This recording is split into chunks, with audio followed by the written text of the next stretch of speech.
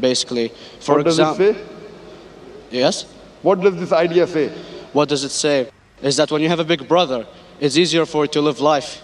When you have someone watching you the whole time, understanding you the whole time, protecting you the whole time, being with you the whole time, and you can talk to him, although he never talks to you back, maybe in your dreams, do it to your mind and such, it's easier for you to live. While a human who does not have a big brother and is not easily controlled into doing so and is having complete freedom is a danger for the major ruling powers and such.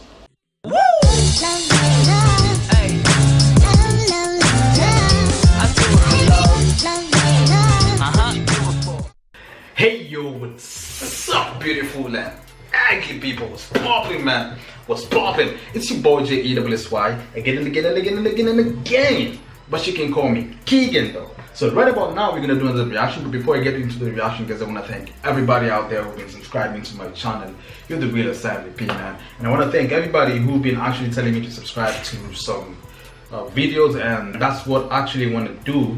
I want to react to one of the videos that a lot of people actually suggested, and I feel like this one right here is going to be a good video for all of us. And so without any further ado, guys, today we're going to react to if God is uncreated, then how can we feel his existence? This is by Dr. Zakir Naik. Yeah, let's hear what the whole thing is all about. I really don't know what they're going to talk about, but judging from the title, I mean, it's so obvious, but let's see what they're talking about anyway. So without any further ado, guys, let's get it. Hi, my name is Ahmed. I come from the glorious country of Iraq, and I'm a born Muslim.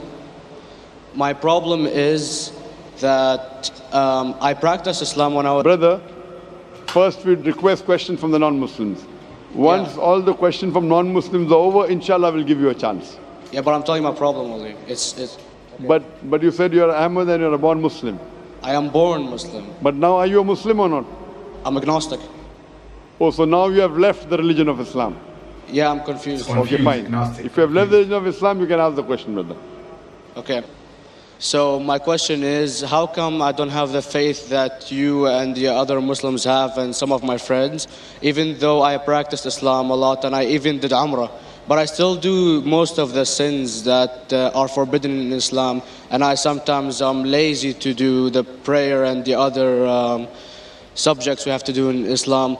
I have read many books and about other religions and conspiracy theories and documentaries and such. I even have seen your own videos on YouTube, and there are many questions that go around my head about Allah and the Messenger and Muslims in general. And basically the most important question is, you said in one of your debates or questions that Allah is the creator and he's uncreated. But I have realized, how can the uncreated exist? And if he exists, how can we notice him? How can we see him or hear him or feel him or know of his existence if he's uncreated in our own dimension or so? That's one of the questions. Brother Ahmed said that he is a born Muslim. He comes from Iraq. He read the Quran, he read the books, but he commits many sins. He believes maybe sometimes he's agnostic and he's lazy for praying. Brother, before I answer your main question, if you do sins and if you're lazy for praying, that does not make you a non-Muslim. As long as you believe that praying is fard, sometimes you miss, it's a sin. It's a major sin that you sometimes don't pray, but that doesn't make you a non-Muslim. If you say praying is not required, then you're doing kufr. But if sometimes you do sin, sometimes minor sin, sometimes major sin, it is haram, it's forbidden, but that does not throw you outside the fold of Islam. There are sometimes waswasa of the shaitan asking you, you're a Muslim, but this is wrong in Islam, this is wrong. And it does deviate the person's mind. At that time, maybe your iman may be low. But these things should not make you consider that you're non-Muslim. Regarding a question that I mentioned in my speech, and you're right, that Almighty God is the creator, but He Himself is uncreated. You ask the question, how can the uncreated, how can we see the uncreated, and how it's possible?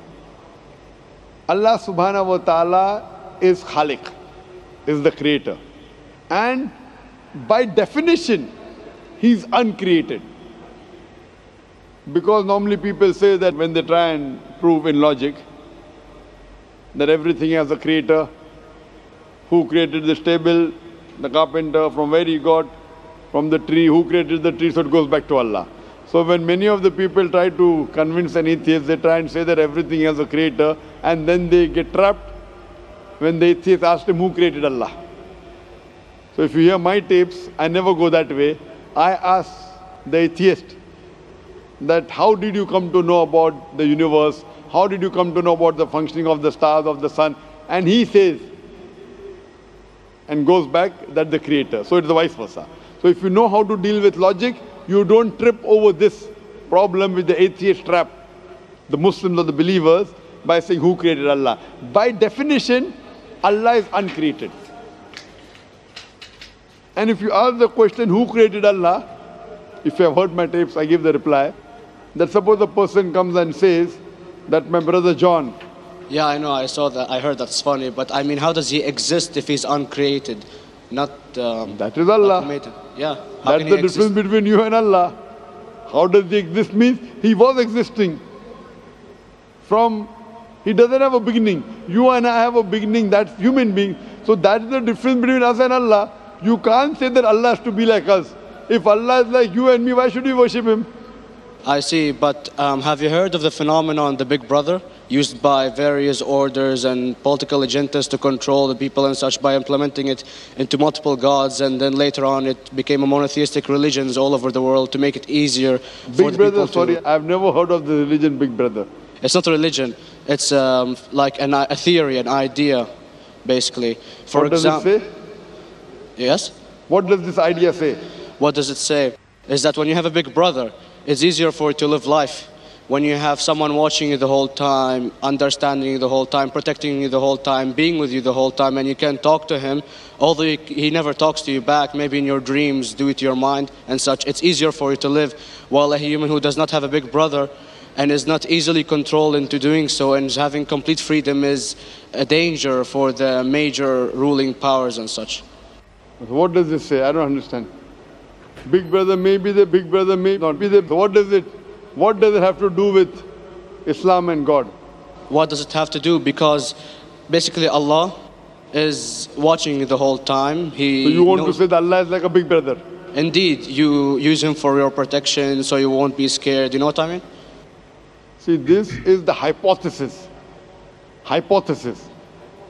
If you have heard, how do I convince an atheist?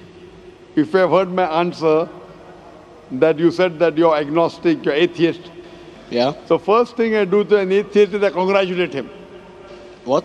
I congratulate him. Have you heard my answer of atheist? Yeah, you congratulate them and stuff. But I haven't seen your debates with the atheist. I just saw your answers on some questions. Fine, so you haven't seen the answer of atheist? No, but I've seen your debate with David William Campbell. And David William Campbell is not an atheist. Yeah. Now when an atheist tells me he does not believe in God like your theory of Big Brother, yeah, and if you believe in that theory, I will ask you, first thing I do to the atheist, I congratulate him. You know why? Yeah, because they think and they don't follow what their parent does and such stuff like that. No. I congratulate him because he is not doing blind belief.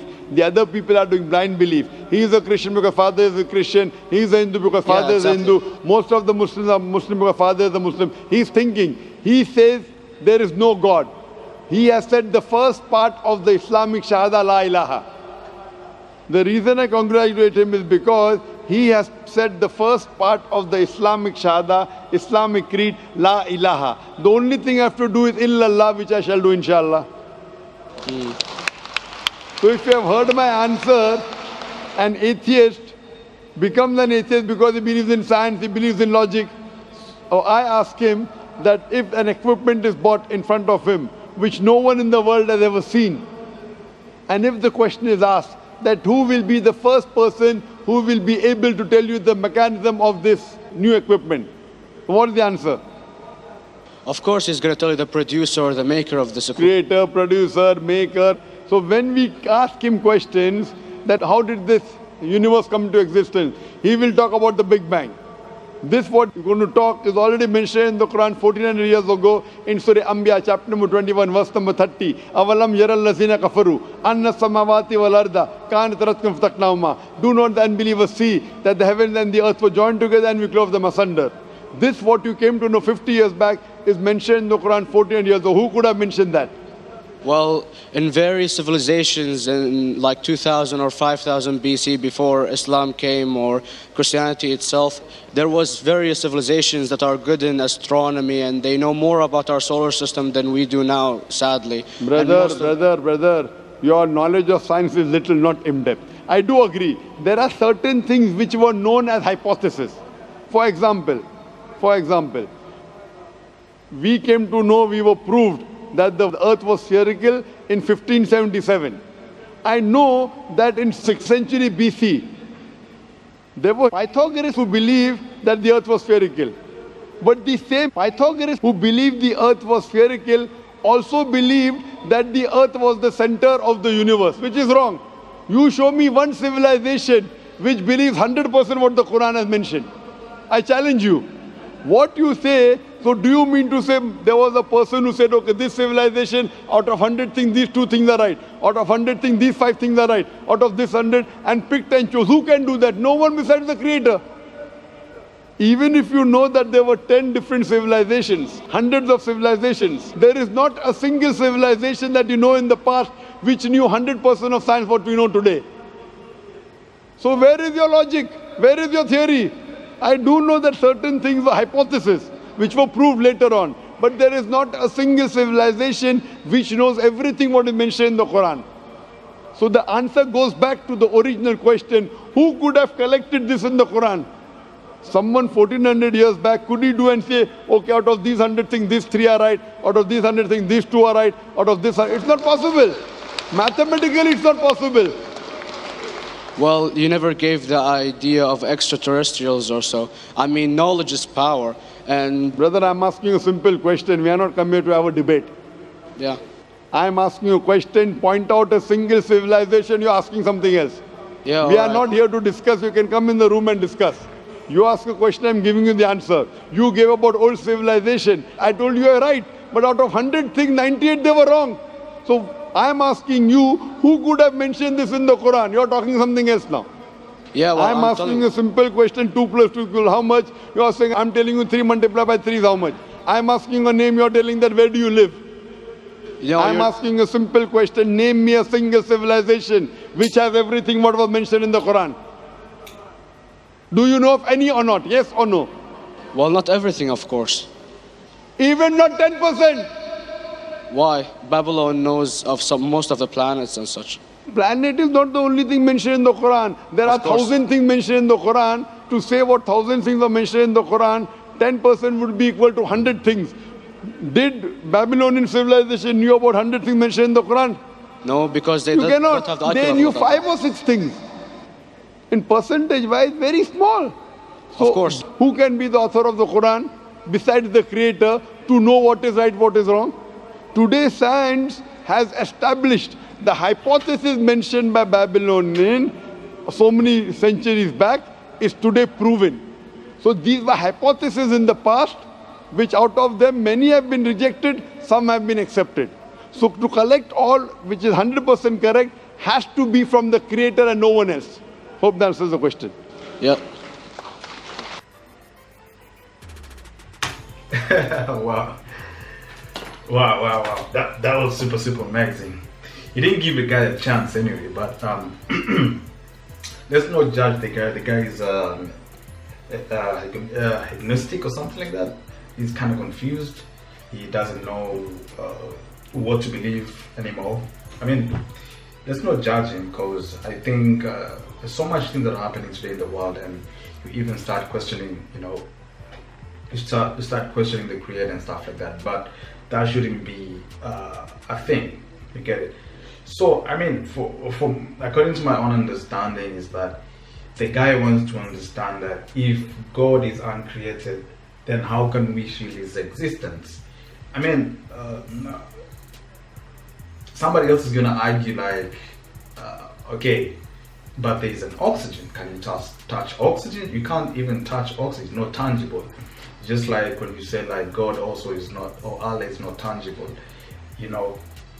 So I mean, if your mom was able to bring you out of this world, and then the Creator Himself is the one who created Adam, so who's the other person who created now? Allah. You get it? I mean, these are questions that you ask yourself and you never get an answer.